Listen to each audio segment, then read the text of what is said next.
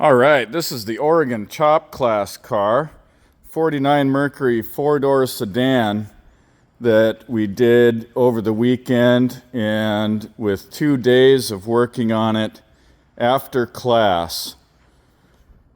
It's looking pretty darn sweet. We got the door tops and the flow pretty good on it, and I'll talk to you a little bit more about it in just a second. Hello, I'm Mr. Melty. As you can see here, we got this 4-door chop, and we added new sail panels after we flowed out the roof, laid the back window down, and changed the whole shape of these quarter windows so they didn't have that goofy hump in them. In the last couple days, we've been adding to the top of the body here and getting since we shaved the drip rails, getting some of the body lined up, and what you end up doing is kind of taking 50% of that and 50% of the door top, so the door top doesn't look too thick and out of proportion. So we just added a little bit to the body there. So after a few days and after 3 full days, 12-hour days in class, this is what we've ended up with a 4-door chop, and it's much more complicated than a 2-door chop. A lot more work in this section, but it's worth it for this sort of body style.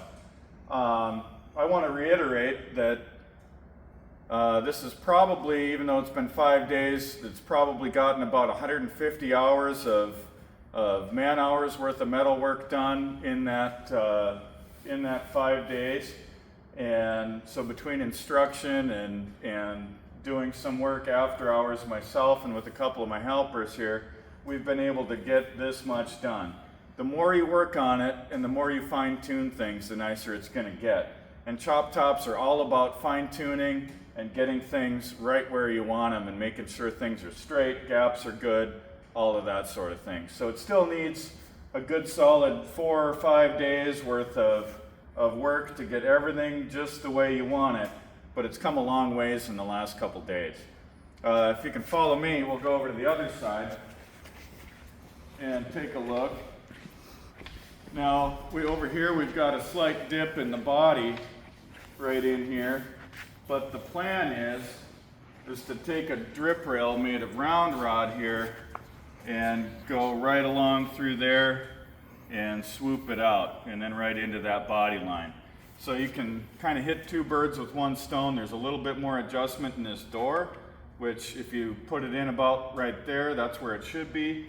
And then do a 1/4 inch round rod here or a 3/8 inch round rod, and then kind of get the roof to slope out right to that. And so between that and a different drip rail, that'll keep the rain out of your doors, and it'll give it a little styling aspect.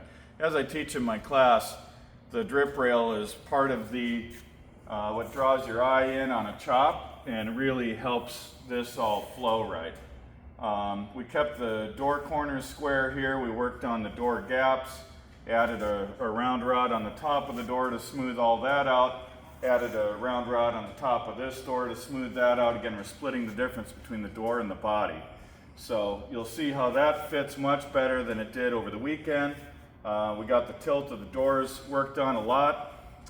Again, the more time you spend on it, the nicer it ends up being. So this was 49 Merc 4-door chop. Thanks to every participant in the class. If you want to know more, go to chopclass.com and see a chop class near you. Thanks for watching.